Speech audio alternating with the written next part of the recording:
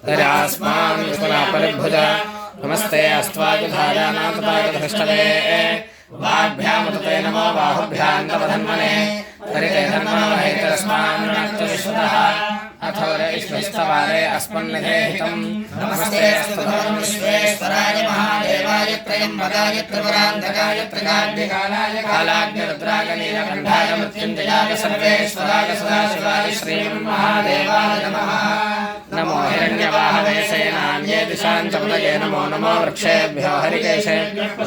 पतये नमो नमः सस्पिञ्जराय त्विषीमते पथीनां पतये नमो नमो मुभ्यशालविव्याधिने